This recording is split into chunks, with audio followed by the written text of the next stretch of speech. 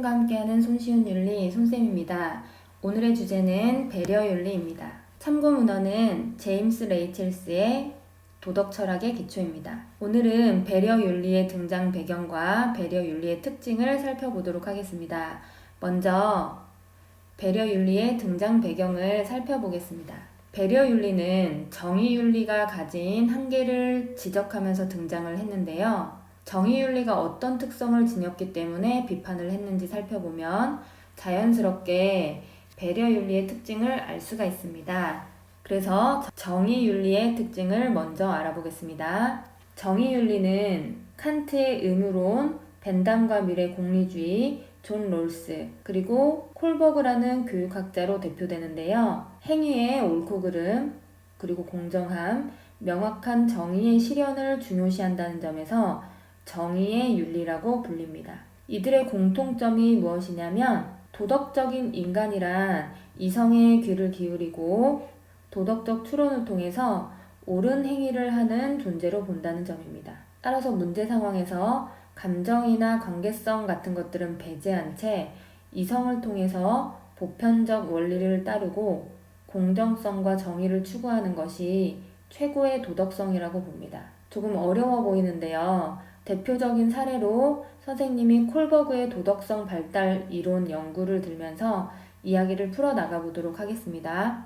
교육학자 콜버그는 도덕성이 어떤 단계로 발달하는지 밝히기 위해서 연구를 했는데요.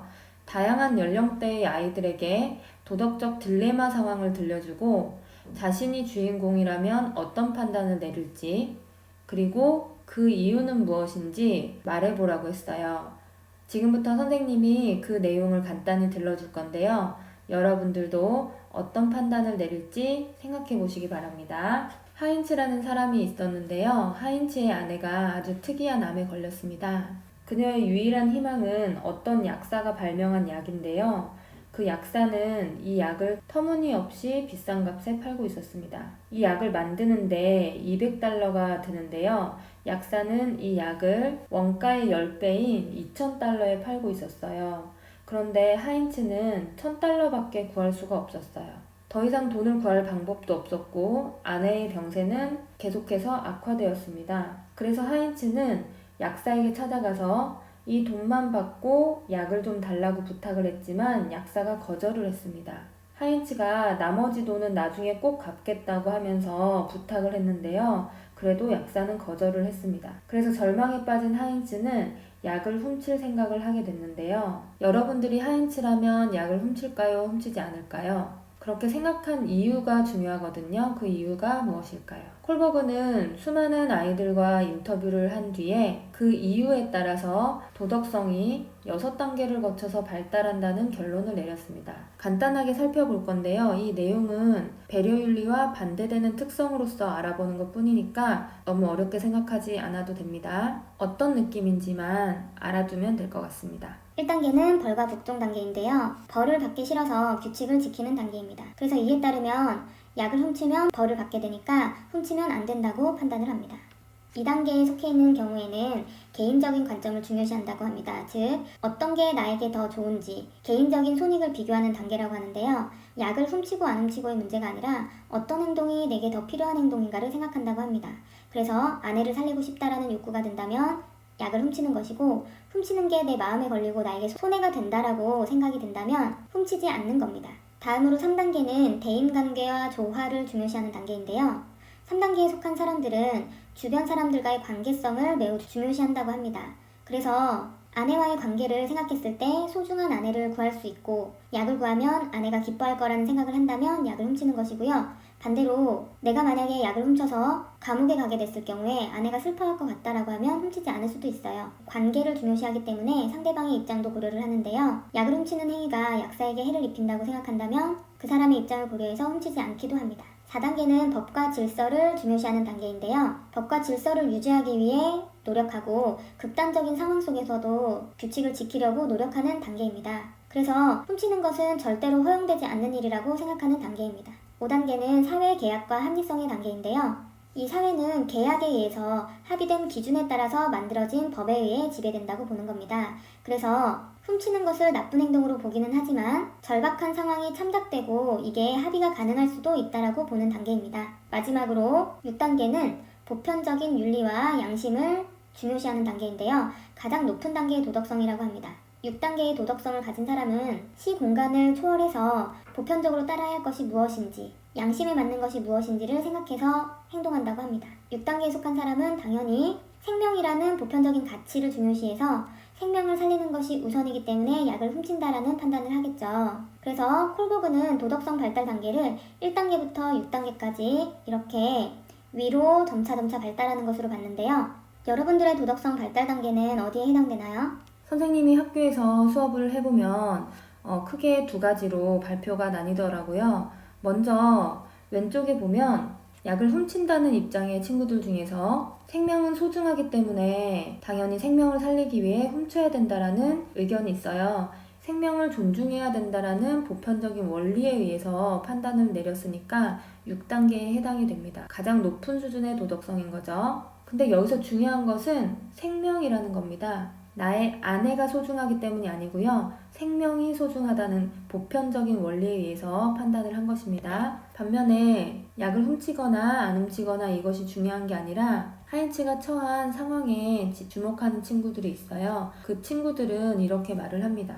만약에 하인츠가 약을 훔쳐서 감옥에 가게 될 경우에 그러니까 사랑하는 사람을 지키기 위해서 그렇게 행동했는데 그 결과로 감옥에 가는 것이 너무 안타깝고 아내도 만약에 하인츠가 병원에 가 있는 사이에 병이 더 악화됐을 때에는 보살펴줄 사람이 없기 때문에 공경에 처할 수도 있다.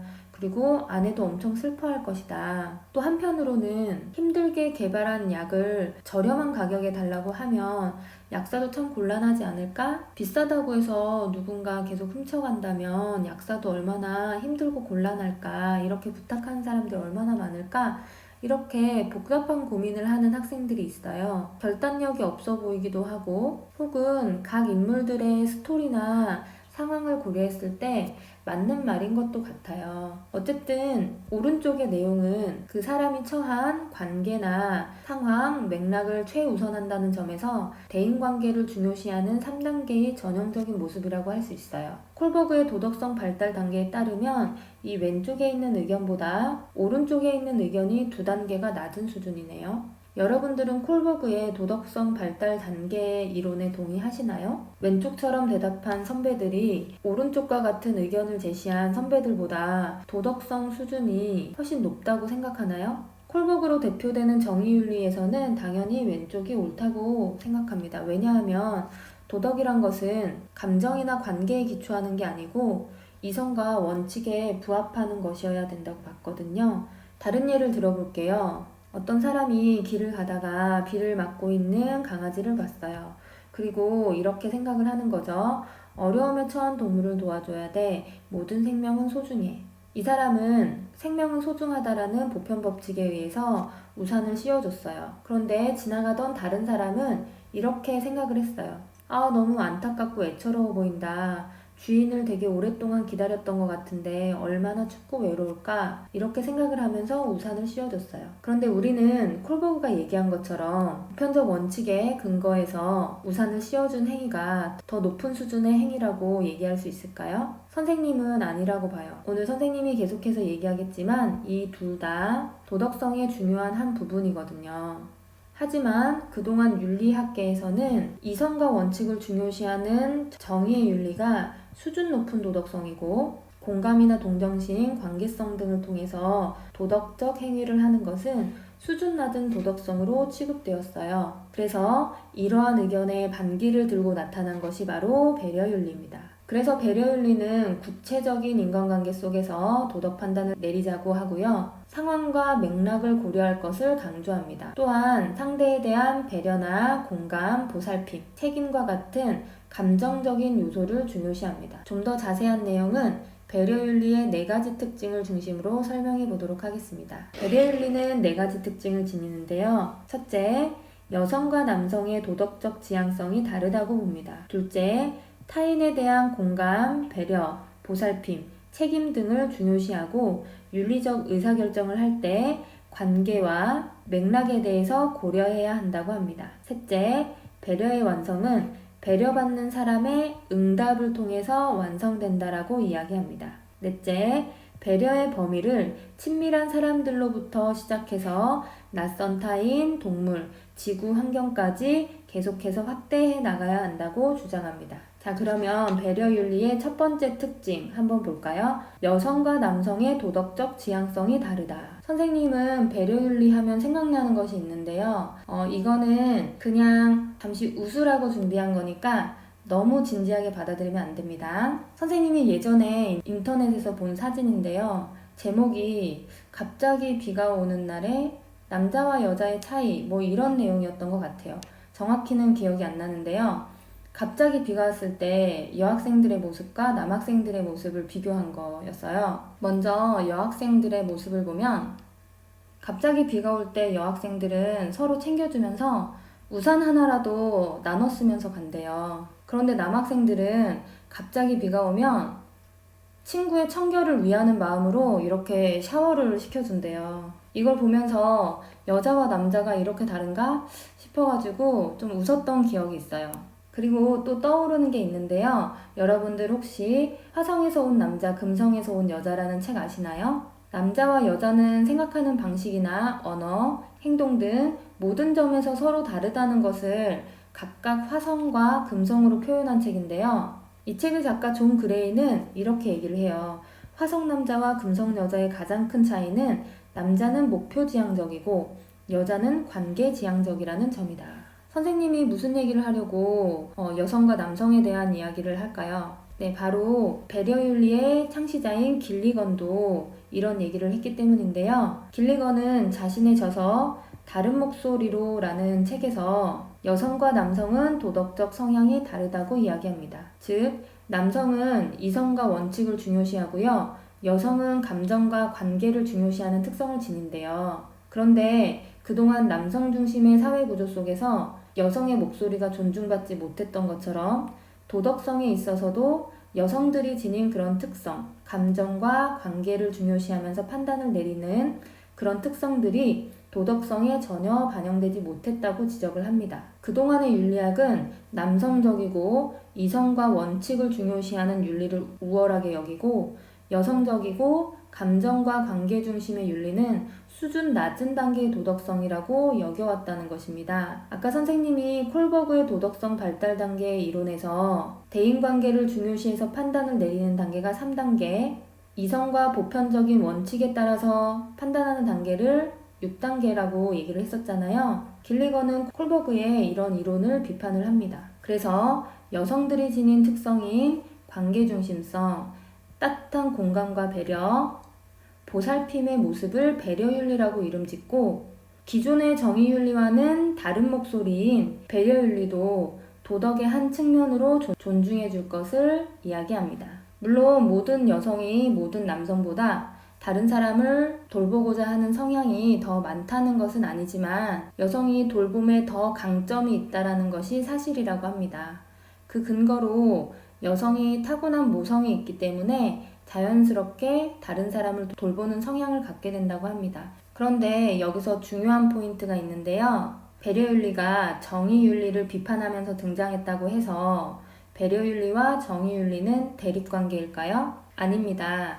가슴은 뜨겁게, 머리는 차갑게 라는 말 들어보셨죠? 우리가 도덕적인 행위를 할 때에도 당연히 따뜻한 마음을 가지고 이성적이고 합리적인 판단을 내린다면 최상의 궁합이 아닐까요? 이처럼 정의윤리와 배려윤리는 상호 보완적인 관계입니다. 배려윤리학자들이 주장하는 것은 정의윤리를 거부하라는 게 아니에요. 그동안 소외되어 왔던 도덕의 다른 측면인 따뜻한 배려윤리도 똑같이 존중해달라는 것입니다. 그래서 우리가 기억해야 될 것은 정의와 따뜻한 배려는 도덕성의 서로 다른 측면일 뿐이기 때문에 둘 다 중요하다. 그런데 의무론, 공리주의, 콜버그와 같은 학자들은 정의윤리를 강조했던 것이고 지금 배우고 있는 길리건 그리고 곧 나오게 될 나딩스는 따뜻한 배려윤리를 강조했다는 것입니다. 배려윤리의 두 번째 특징으로 넘어가 볼게요. 배려윤리는 타인에 대한 공감, 배려, 보살핌, 책임 등을 중요시하고 윤리적 의사결정을 할 때 관계와 맥락에 대해서 고려한다 라는 것을 살펴보겠습니다. 선생님이 예전에 본 공익광고의 한 부분인데요. 영상을 찾기가 힘들더라고요. 그래서 선생님이 말로 간단하게 설명을 해볼게요. 만원 버스 안에서 어르신이 힘들게 서 있어요. 여기 있는 어르신인데요. 그런데 앞에 앉은 청년들이 이를 모른 채 하고 핸드폰을 하거나 눈을 감고 자고 있어요. 겨우 자리가 나서 자리에 앉은 뒤에 이 어르신이 옆에 앉은 여성분을 바라보면서 생각합니다.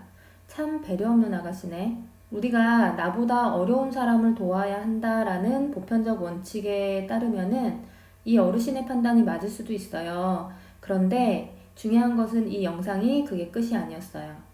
다음 장면에서 이 자고 있는 여성분의 하루 일과가 나오는데 새벽부터 일어나서 취업 준비를 위해서 공부를 하고 밥 먹을 시간도 없이 달려가서 늦은 시간까지 아르바이트를 하면서 애쓰는 모습이 나와요. 힘든 하루를 마치고 집에 가는 버스에서 이렇게 잠이 들어버린 거죠. 만약에 이 잠들어 있는 여성분이 나의 딸이나 언니라면 혹은 나의 친구라면 그래서 이 사람이 처한 상황과 처지 그리고 마음 상태를 너무 잘 아는 관계에 있다면 어떨까요? 이 모습이 잠들어 있는 이 여성의 모습이 좀 달라 보이나요?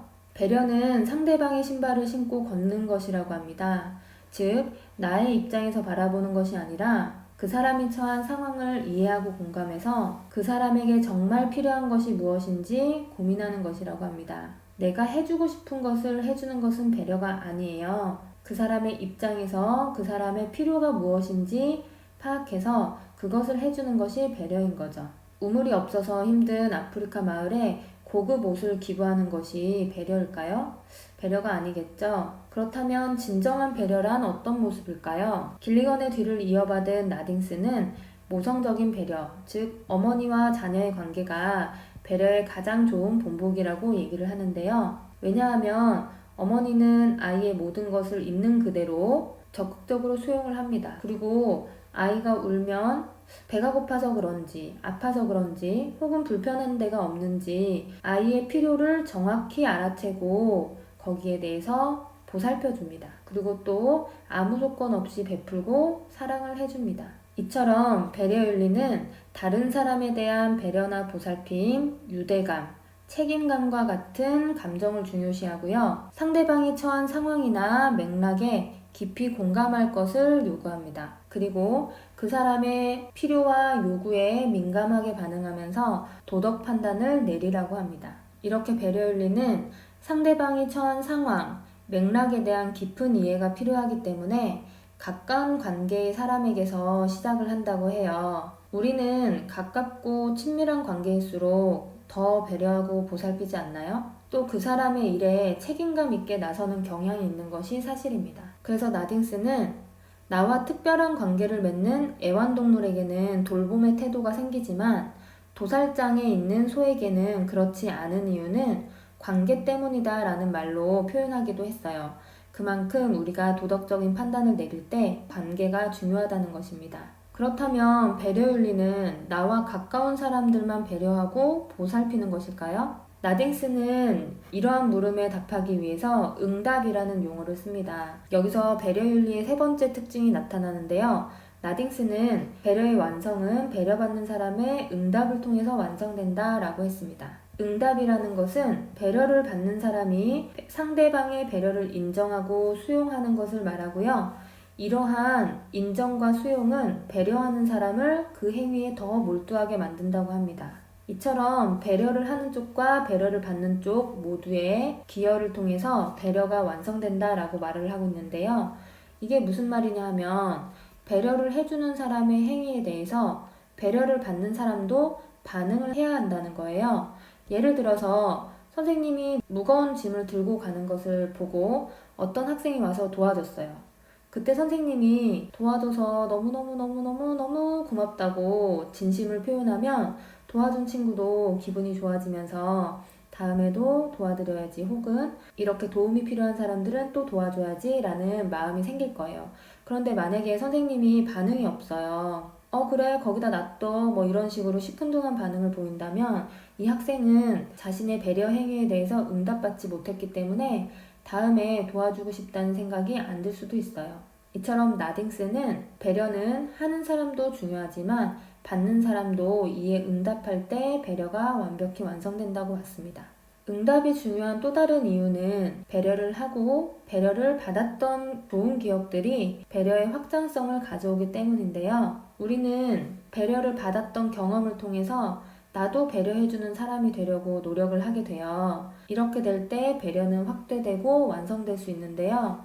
여기서 배려윤리의 네 번째 특징이 나오는데요. 배려윤리에서는 배려의 범위를 친밀한 사람들로부터 시작해서 낯선 타인, 동물, 지구, 환경까지 확대하라고 얘기합니다. 그리고 나딩스는 이를 자연적 배려와 윤리적 배려라는 말로 표현을 했는데요. 우리가 가까운 관계이기 때문에 자연스럽게 생겨나는 보살핌에 대한 마음, 책임, 공감하는 마음, 이런 것처럼 자연스러운 감정의 기초에서 이루어지는 배려는 자연적인 배려라고 합니다. 내가 직접 만나는 사람, 친밀한 관계에 있는 사람들, 가까운 사람들에게 이 자연적 배려가 이루어지는 것입니다. 그리고 내가 이렇게 가까운 관계로부터 배려를 하고 배려를 받았던 경험이 전이되면서 전파되면서 내가 전혀 모르는 타인, 그리고 동물, 지구 공동체까지 확대되는 것은 윤리적 배려라고 합니다. 그래서 나딩스는 우리가 자연적인 배려에서 윤리적인 배려로 나아갈 것을 이야기합니다. 배려윤리는 현대윤리학은 남성적인 편견을 반영하고 있다고 봅니다.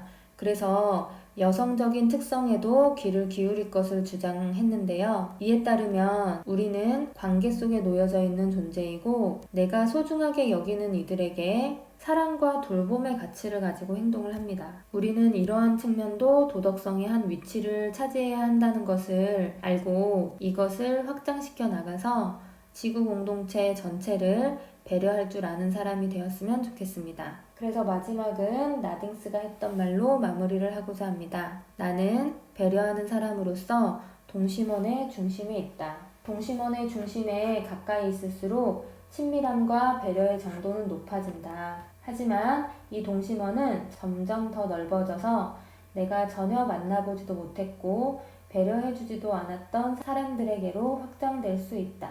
배려 윤리에 대해서 알아보았습니다. 다음 시간에는 책임 윤리에 대해서 배워보도록 하겠습니다.